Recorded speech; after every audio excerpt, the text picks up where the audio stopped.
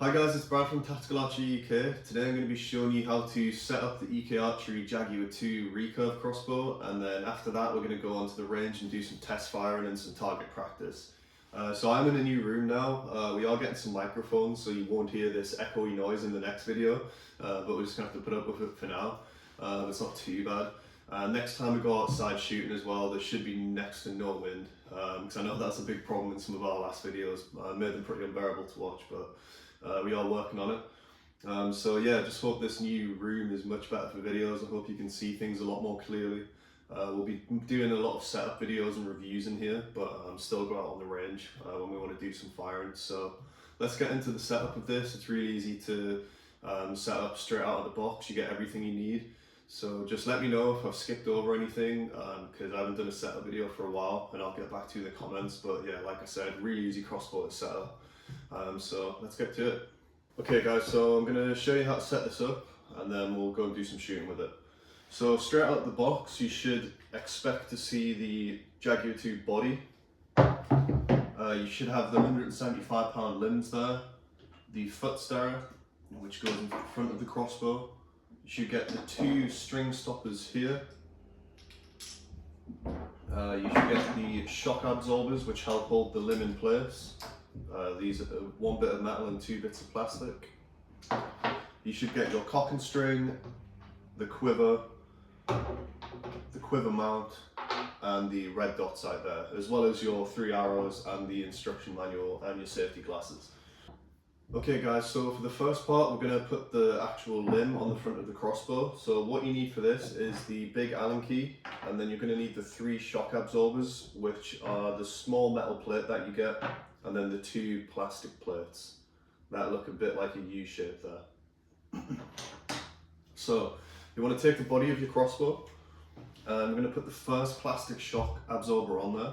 And if you can see, this is the largest plastic shock absorber that there is, and if you can see the 2 prongs that poke out there, you want to just make sure that they're facing you when you put that in the crossbow, because they do clip around the body here and sit nice and firmly in place. Okay, so we're going to put the actual limb in there now. So what you want to do is turn your crossbow upside down, and I just like to put it under my arm like this. And if you can see the groove on the underside, there's a gap there. That's where we're going to slide this in. So if you just make sure that it's upside down, the limb, and then put the string, making sure that's on top of the rail of the crossbow like that. And if you can look at the logo here, that is facing me upwards now in the correct position, but once we turn this in, then it's going to be facing the way it should be. So if you just line it up in the middle, there is 2 white lines for you to line the limb up. Once that's central, now what we want to do is literally just push and twist the limb, and that should go all the way around and move it into position like that. So then it should be in the correct place, obviously still loose because we haven't tightened it up, but that's where you want to be right now. And then for this next part, so what you want to do is get the metal plate, put this inside the plastic shock absorber, so it's like a little housing unit for it. So that's all one piece now. And then making sure the metal plate is facing to the front of the crossbow, you want to slide that in front of the limb here, making sure that it's nice and central. And just make sure that your limbs are clipped into the crossbow as well.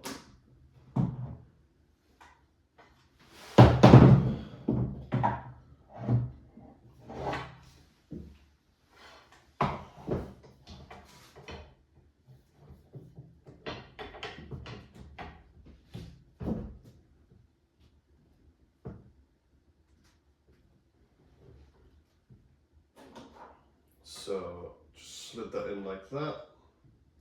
And then what you want to do is take your big Allen key and then just tighten up that lock and bolt on the front there. And that should secure the limb nice and firmly in place.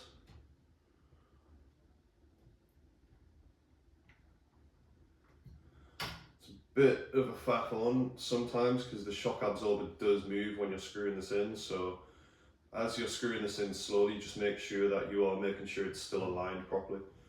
Because if the limbs aren't aligned, when you go to shoot, there can be a bit of uneven power distribution, so it can potentially damage the limb. I'm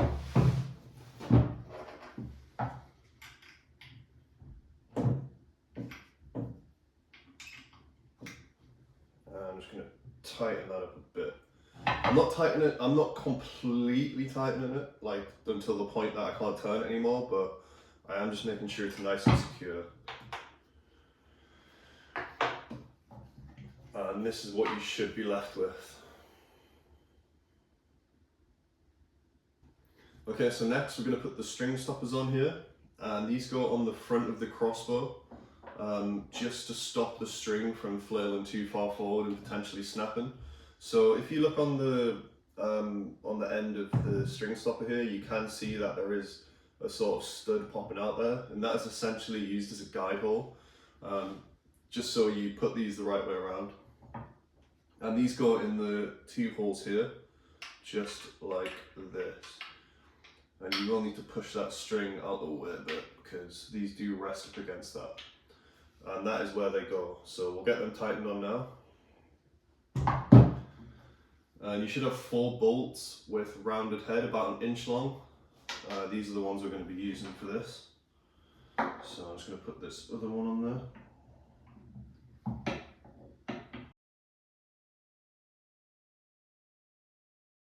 Okay, so that's the first one on, and that's what it should look like.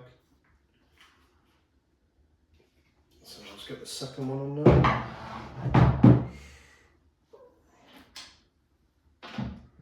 This one should be a bit easier to put on.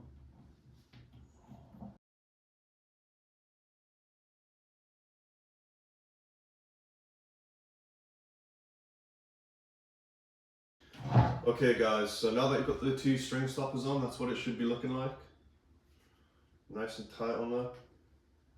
Okay, so what you need for this part is the foot stirrup itself, and then the 2 screws that lock this in position. And these are the ones that have the flat top, and they also do have blue paint on there, just so you know which one's which. And then this plastic bit is going to sit in that hole where we fed the limbs through. And then the 2 prongs here sticking up on the underside of the crossbow, they're going to stick into the metal part of this foot stirrup. So just slot it on like that. Perfect. And then you want to put these 2 screws, they sort of sit vertically to each other, about 1 inch apart. Make sure you don't put these in the wrong ones. There is a groove hollowed out for these, which fit the shape of the screw. So it's not the holes on the outside where you need to put these in, it's the ones that are in the middle, because that's where our quiver is going to go.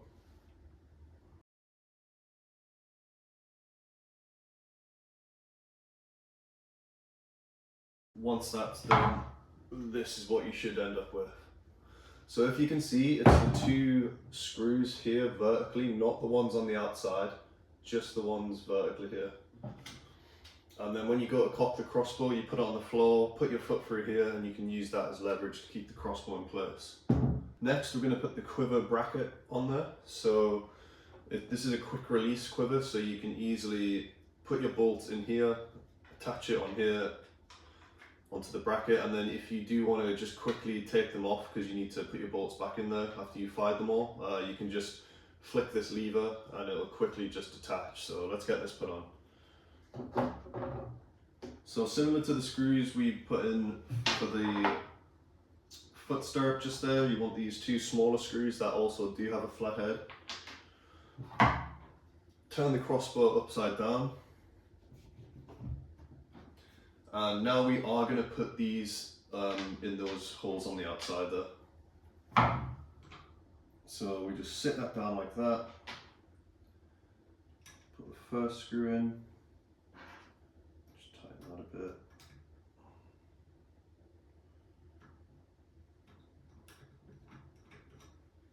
And then we'll get the second screw in there.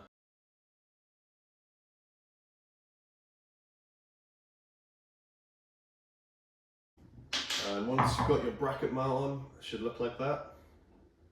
And then if you just want to pull this lever to the side, that will let you put the actual cover on there. So that is what keeps it in place. So I'll just see which way this goes.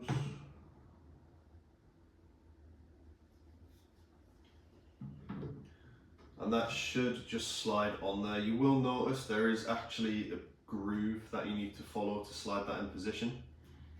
But once that's on there, you can just lock it in place, and then you can just slide your bolts in here like such. So it's got a nice easy carry system. So if you're just doing target practice, you don't need to worry about just carrying your bolts around. And that is how it should look when you're finished. Perfect. And then, like I said, if you want to quickly release this, you can just pull that lever, and then, I'm not going to do it, but then you can just slide the quiver out. So I'll just tighten that back up so you don't want that. So then you've got a nice quiver system there ready to shoot. You can actually adjust this stock as well. You do just need to undo these Allen key bolts here and then just slide it back and then tighten them again. But I think I might do that because it's a bit too short for me here. But next we're going to put the scope on. So this is really easy to fit on. What you want to do is just make sure that it's the right way around. So if you just want to turn that on.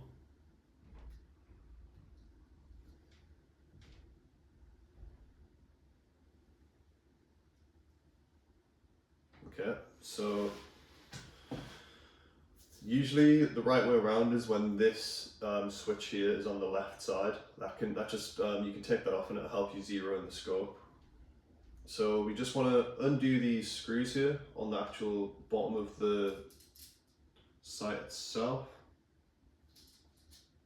And you can just do this by hand, you don't need any tools for this. And then just slide it on where you feel comfortable and onto the Picatinny rail on the top of the crossbow, and it should just slide in place nice and firm there. You will have to undo these screws because there is two grooves that need to meet. So you do also need to make sure that the screws are actually in the gaps on this Picatinny rail. So I'm just going to take these all the way out just to find it a bit easier.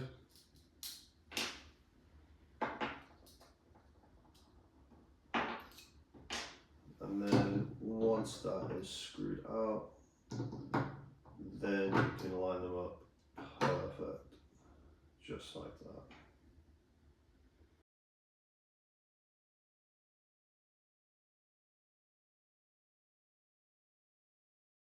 Once you're finished, it should look like that. So then you can adjust the reticule on the top here. You can also change the color and zero in properly, so change the sighting up or down, left or right. And we are good to go. So we're going to go into the range now and do some test firing. I'll try and do as many shots as possible. It is quite cold outside, so my hands are absolutely freezing. So yeah, let's get straight to it. I'm going to very quickly show you how to cock this crossbow because quite a few new crossbow users don't actually know this sort of trick.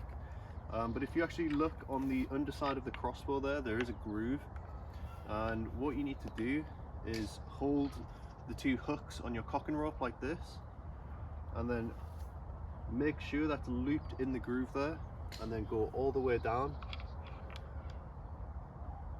hook it around your crossbow there, and then simply just pull up, making sure that when you cock it, the switch for the safety is actually on the fire mode, because once you cock it then it puts it into safety so you don't accidentally shoot it. Sorry if it's a bit windy or noisy, we have got some new microphones due to arrive soon, so this should be the last video of any sort of annoying noise. So let's get straight into the shooting. I'm not too far away, but I just want to test the power and accuracy, so let's do it. First shot going in.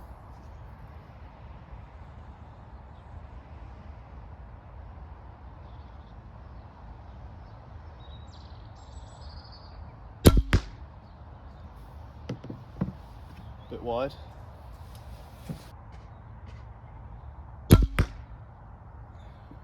So guys, I haven't zeroed in the scope on this. I just thought I'd test it out, and it is quite accurate because both my arrows are going in the same position, but obviously it's not hitting the target. So I'll get this zeroed in and then we'll go again. So that last shot was pretty bad, but like I said, I am still zeroing in the scope here, so I'm basically doing a live zeroing in of the scope.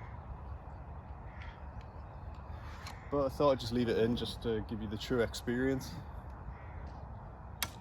It feels really nice, this crossbow though.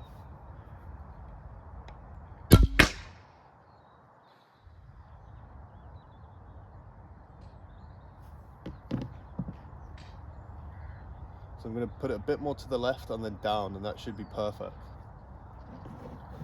So to do this, all you need to do is screw off these two caps here. This one on the side is for left and right. The one on top is for up and down. And you just need like a small penny or something. I can actually use my finger to do this. And you're just going to turn this around to the left. Quite a few notches. And then turn the top one to the right to go down. I've zeroed it in a bit more.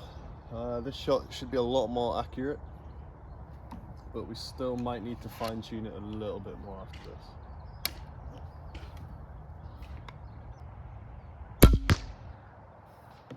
Yeah, that's so much better. I got a lot closer to the target that time. I think I just need to zero it down a bit more and then we're good to go.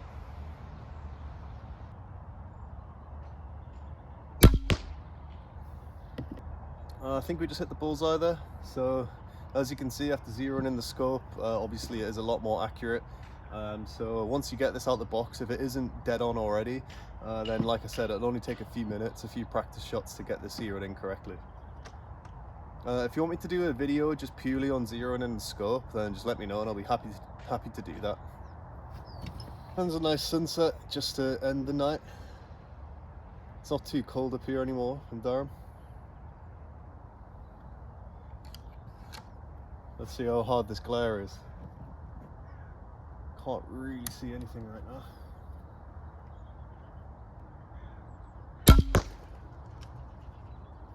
I think that was just under the bullseye, so not bad. So guys, that wraps up the video with the EK Archery Jaguar 2. It is a great crossbow. Normally in these videos I zero in the scope, so every shot is near enough perfect, but this time around I just wanted to leave the scope not zeroed in and then just go through that with you just to give you the real experience of what to expect. Like you've seen in the video, it only takes a few minutes to zero in these scopes. And this is a great crossbow. You get a lot of bang for your buck. Comes with everything you need, and yeah, it's so powerful. Feels like a cannon when I shoot it, to be honest. So yeah, please leave a like, comment, subscribe. Let us know what we're doing right, doing wrong, and we'll get onto that. If you have any other suggestions for videos, please let us know, and yeah, we'll get onto that straight away for you. See you in the next one. Cheers.